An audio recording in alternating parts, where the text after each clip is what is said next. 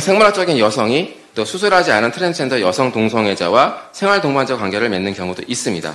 이 경우에 생물학적인 여성은 임신과 출산을 할 것이고요. 비수술 트랜스젠더 여성 동성애자는 정자를 제공하게 될 것입니다. 그럼 이 사람이 과연 출생아의 아빠냐 엄마냐? 제가 오늘 발표할 제목은 혼인 및 가족보호법 제정의 필요성입니다. 앞에서 강봉석 교수님께서 잘 설명해 주신 것처럼 이 장혜영 의원이 발의한 소위 가족구성권 3법안은 세 가지인데요. 첫 번째로 이제 비혼 동거 및 동성 결합을 합법화하는 생활동반자법안이 있고요. 두 번째로 이제 동성혼을 아예 합법화하는 민법 개정안, 이 둘을 지원하기 위한 보조 생식술 비혼 출산을 합법화하는 모자보호법 개정안 3개의 법안으로 구성되어 있습니다. 화면에서 보시는 것처럼 여러 가지 다양한 형태의 결합이 있는데요. 먼저 이제 밑에 보시면은 이 남남 여여 또는 결혼하지 않고 동거하는 형태의 이런 결합을 합법화시키는 생활동반자 관계 및 동성혼이 있을 수 있겠고요. 그 위에 보시면은 이제 자녀 출산이 문제가 되는데 그 부분을 자연적으로 불가능하기 때문에 보조 생식술을 이용해서 비혼 출산을 허용하는 법안입니다. 그래서 남남 여여 커플뿐만 아니라 자발적 미혼을 선택한 그런 경우에도 단독 출산이 가능하도록 구성이 되어 있습니다. 저는 먼저 이제 이런 법안들이 신분관계에 미치는 영향이 어떻게 있는가를 좀 말씀드리고, 두 번째로 자녀에 미치는 영향 말씀드리겠습니다. 그리고 결론으로는 결국은 우리도 입법으로 대응을 해야 되고 따라서 혼인 및 가족보호법을 제정을 해야 된다는 필요성을 말씀을 드리겠습니다. 네, 먼저 신분관계인데요. 흔히 이제 동성혼 하면은 많은 분들이 생각하실 때 트랜스젠더가 아닌 동성애자, 흔히 얘기하는 레즈비언 커플이나 게이 커플의 혼인만을 생각을 하십니다. 물론 이 부분도 문제가 있습니다. 강범수 교수님께서 설명해 준 대로 부모인데 부모라는 용어에 엄마가 둘, 아빠가 둘인 것을 포함시킬 때의 문제점이 분명히 생기죠. 부모라고 하면은 아빠가 한 명, 또 엄마가 한 명임을 전제로 하는 용어인데 여기에 이제 동성혼이 들어오게 되면은 부모라는 개념이 바뀌게 되고 당연히 그럼 가족이 해체되는 문제가 생기게 됩니다. 그런데 이 동성혼이라는 것은 이런 결합 형태의 결합만이 있는 것은 아닙니다. 이 이외에도 굉장히 많은 다양한 형태의 결합이 존재하고 있고 오늘은 그런 부분을 좀 유형별로 분석을 해보려고 합니다. 첫 번째 유형으로 비수술 트랜스젠더 남성 동성애자와 생물학적 남성 간의 동성혼이 있습니다. 여기서 말하는 비수술 트랜스젠더라고 하면요, 생식 능력을 유지한 채 성별을 바꾼 성전환자를 말합니다. 실제 사례인데요. 미국에서 트리스탄 리스라는 사람이 생물학적인 남성이었지만 여성으로 성별을 바꾸면서 여성으로서의 생식 능력을 그대로 유지를 했습니다. 이후에 생물학적인 남성과의 동성혼을 했고 파트너의 관계에서 임신을 해서 출산을 시도했습니다. 물론 첫 번째에서는 유산으로 실패했지만 이후에 재임신을 위해서 남성 호르몬 투여를 중단했습니다. 그리고 1년 뒤에 재임신에 성공해서 자녀를 출산했습니다. 자, 이 경우에 임신 출산한 트랜스젠더 남성이 출생아의 아빠인가 아니면 엄마인가가 문제가 되는 것이죠. 이 출생아의 가족관계 등록부 또는 출생기록부에 부로 기재해야 되는가 모로 기재해야 하는가의 신분관계에 문제가 생깁니다. 임신과 출산은 여성의 고유한 역할이라고 생각을 한다면 엄마로 기재를 해야 된다라고 했을 때는 법적 성별이 남성인 엄마가 실제로 출연하게 되는 것이죠. 영국에서는 실제로 이런 사례가 있었습니다. 다음으로 넘어가겠습니다. 반대의 경우도 있습니다. 비수술 트랜스젠더 여성이 동성애자인데 이 사람이 생물학적 여성과 동성혼을 한 경우가 있습니다. 미국인 카일라라는 사람은 생물학적인 남성이었죠.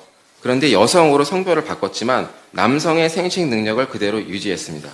그리고 생물학적인 여성과 동성 결혼을 했습니다. 그래서 임신과 출산을 했죠.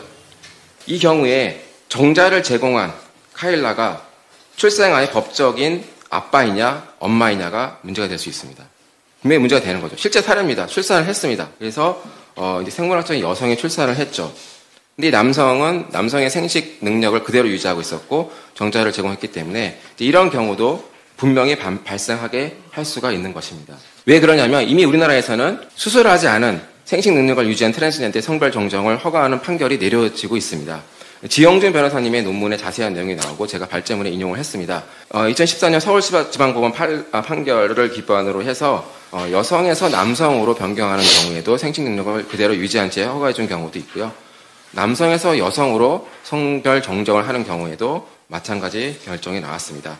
가장 최근에 올해 2월 달에 서부지방법원에서 남성에서 여성으로 성별 정정을 하는데 남성의 생식 능력을 그대로 유지한 채 허가를 해줬습니다.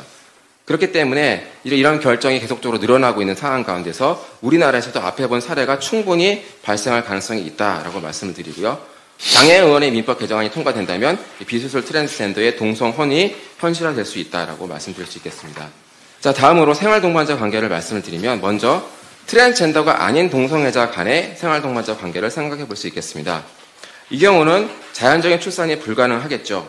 그렇기 때문에 보조 생식수를 이용한 출산을 할 수밖에 없습니다. 그래서 강복수 교수님 설명해 주신 대로 레즈비언이라면은 이제 정자를 기증받거나 정자은행을 통해서 출산을 할 것이고 또 게이 커플이라면 대리모를 사용한 출산을 하겠죠.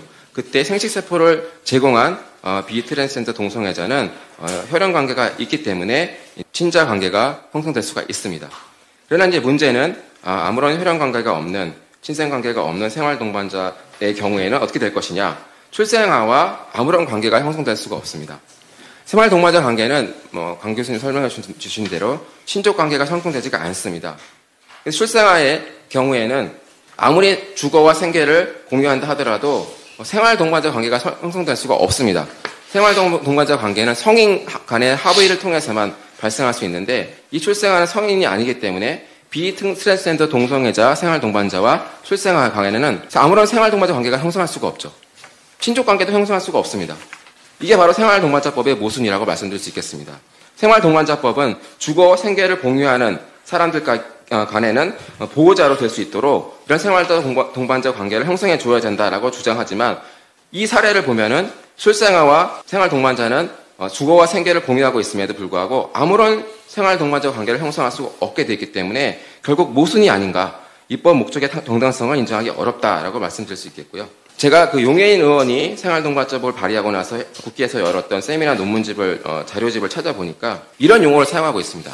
공적 부양이라는 용어를 사용하고 있습니다. 그것이 무엇이냐? 결국 이런 관계에서 태어나는 출생아들에 대해서는 국가가 부양해야 된다는 논리를 제공하고 있는 것입니다. 즉 가족이 자녀를 양육하는 것이 아니라 그 역할을 배제하고 이제 앞으로는 국가가 책임져야 된다는 거죠. 전 정부에서 문재인 정부에서 아동국가 책임제를 정책으로 택했던 것과 일맥상통하고요. 최근에 발의됐던 아동기본법안과도 무관하지 않은 문제다라고 제가 말씀드릴 수 있겠습니다. 자, 다음으로 이런 형태가 있습니다. 비수술 트랜스젠더 남성 동성애자와 생물학적인 남성 간의 생활 동반자 관계를 생각해 볼 수 있겠습니다. 비수술 트랜스젠더 남성 동성애자라고 하면은 원래 여성이었지만 남성으로 성별을 바꿨죠. 그러나 여성으로서의 생식 능력을 유지하고 있는 상태입니다. 그렇기 때문에 파트너인 상대방 생활 동반자와의 관계에서 임신으로 출산을 하게 될 수가 있습니다. 파트너는 정자를 제공할 수가 있죠. 그렇기 때문에 출생아와의 관계에서 인지라는 제도를 통해서 친족 관계를 형성할 수가 있습니다. 이 경우의 문제는 과연 출산을 한 트랜스젠더 남성 동성애자가 출생아의 아빠인가 엄마인가의 문제가 발생하는 것이죠. 앞에서 보여드렸던 사례와 유사한 그런 사례라고 할 수 있고 이러한 경우에 생활동반자 관계도 발생할 수가 있는 것입니다. 자, 반대의 경우도 있습니다. 생물학적인 여성이 또 수술하지 않은 트랜스젠더 여성 동성애자와 생활동반자 관계를 맺는 경우도 있습니다. 이 경우에 생물학적인 여성은 임신과 출산을 할 것이고요. 비수술 트랜스젠더 여성 동성애자는 정자를 제공하게 될 것입니다. 남성으로서의 생식 능력을 유지하고 있기 때문입니다. 자, 그러면은 출생아와 인지를 통해서 친족관계를 형성할 수가 있는데 그럼 이 사람이 과연 출생아의 아빠냐 엄마냐 가족관계 등록부에 부로 기재해야 되느냐 모로 기재하는가의 문제가 발생할 수가 있는 것이죠. 자, 트랜스젠더가 아닌 이성애자 상호 간의 생활동반자 관계를 생각해 볼 수 있겠습니다. 아까 말씀드린 대로 생활동반자 관계는 친족관계를 발생시키지 않죠. 생활동반자 상호 간에는 배우자가 아닙니다. 그러나 이런 사람들끼리 생활동반자 관계를 맺고서 특히 이성애자이기 때문에 상호 간의 성관계를 통해서 자녀를 출산할 수가 있습니다. 자, 그럼 어떤 문제가 생기냐면 이 자녀는 생물학적인 부, 생물학적인 모와는 친족관계를 형성할 수가 있습니다. 엄마는 나를 출산했기 때문에 자연적인 생모가 되겠죠. 또 아빠는 정자를 제공했기 때문에 인지를 통해서 부가 아빠가 될 수 있습니다. 문제는 다른 친족관계는 어떻게 되냐죠. 예를 들어서 출생아의 외할아버지를 생각해 볼 수 있겠습니다. 출생아는 당연히 외할아버지와의 친족관계가 있습니다. 엄마와 생모가 있기 때문이죠. 그러나 출생아의 생물학적인 부는 아무런 친족관계가 없기 때문에 출생아의 외할아버지와 아무 관계가 없습니다. 즉 출생아의 외조부가 부의 장인이 아닌 관계가 되는 것이죠. 인척관계가 발생하지 않기 때문입니다. 마찬가지로 출생아의 할머니, 친할머니가 되지만 그러면 이 친할머니는 나의 엄마와 시어머니가 되느냐? 시어머니가 아닙니다. 친족관계가 생기지 않기 때문이죠. 자, 이러면 법적 관계, 가족과 신분에 큰 변화가 생길 수밖에 없는 것이죠.